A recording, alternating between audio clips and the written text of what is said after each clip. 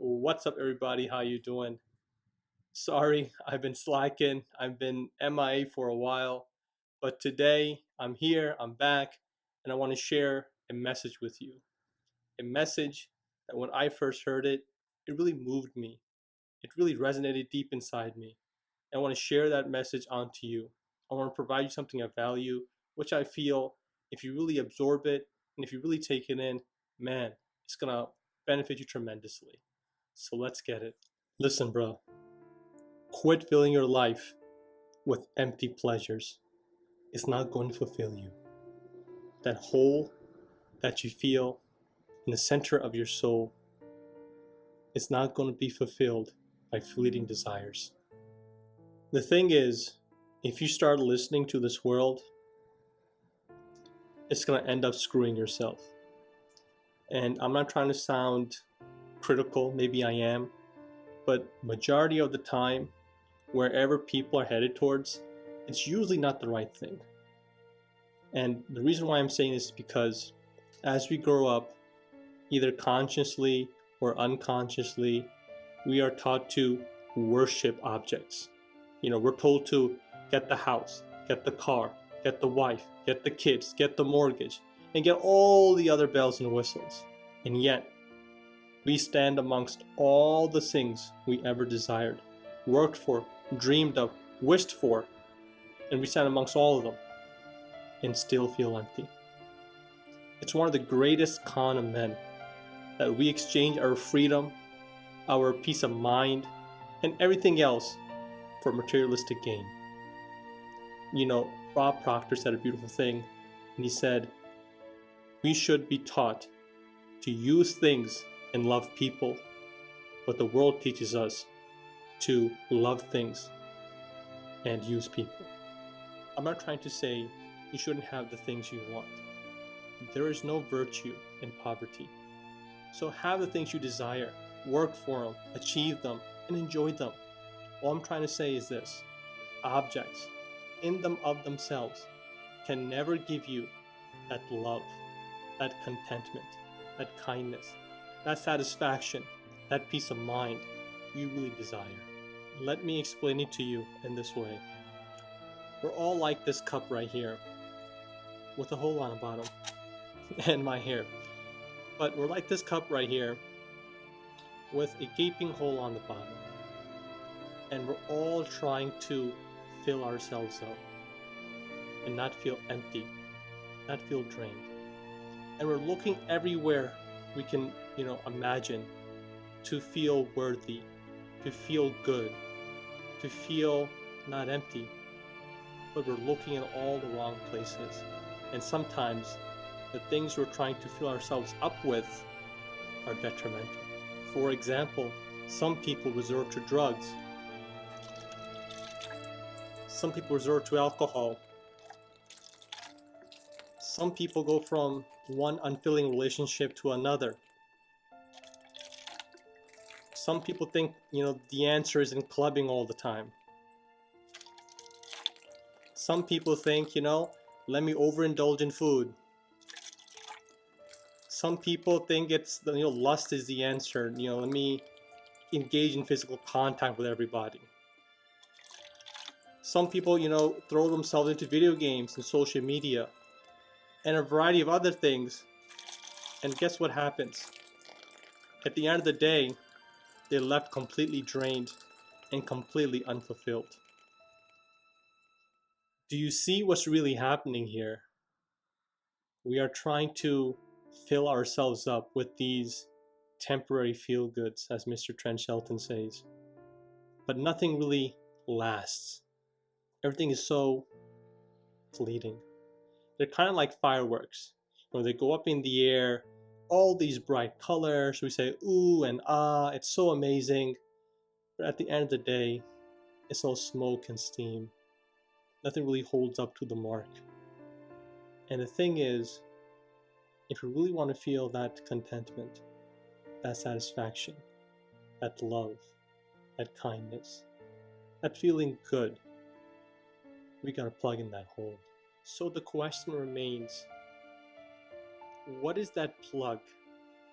What is that patch that we can use to cover our cups with so that we don't drain empty anymore, so that we don't feel lonely anymore, and achieve a higher purpose? Well, one thing I can tell you is this: that plug, that patch, is not materialistic objects. Materialistic objects will fade away. It cannot last. They are born and they will die. They're like smoke. It's created, we can see it, but eventually it will dissipate. But the things we must realize, the intangibles, which are like love, kindness, contentment, certain things like that, which are thrown out very casually in normal conversation, but if you really understand them, they can alter your life tremendously. The thing you must realize, man, is that this patch, this plug I'm talking about, that we need to put into our cup so we don't drain empty anymore, is unique for every individual. A patch or plug that may work for you may not work for me. It's not one size fits all. You got to do some soul searching. You must look deep within yourself and try to find out what really motivates you, what really stirs you up, what lights you up. And personally, you need to isolate yourself. Get away from the daily grind, the daily hustle and bustle. Personally, I love going out in nature and just go out and just think, just brainstorm, and really understand that, am I really doing the things that really make me feel good, that make me feel contented? I'm not trying to say, like everybody else, quit the 9 to 5 and start doing what you want to do, because you're gonna end up going hungry. Okay? I'm trying to say is, start doing the things that fulfills you. Start doing the things that will fill you up. Start doing the things that make you happy. And when you start doing them, trust me, your world is gonna explode. You're gonna feel much better. And that type of energy is very contagious. And you're gonna inspire other people as well to take action and make their lives better. Because one candle, if it's lit, it also has the ability to light another candle that may be extinguished. For me personally, that plug, that patch, has always been spirituality and helping other people. And I had my fair share of problems, and it's been difficult. And for me personally, whenever I had problems, I had nobody to really go to except God, except the Lord. God always had my back. And for me, the comfort, the ease, that peace, that ecstasy that I feel connecting to the Lord cannot be compared to anything else in this world. And the other thing is, always like helping people. That's the whole point of making this video. That's the whole point of this YouTube channel, is to, if I can just help one person feel good about themselves or bring a smile on their face, hey man, I made a difference. And that's the only thing that really, lights me up. I'm only good at, helping other people.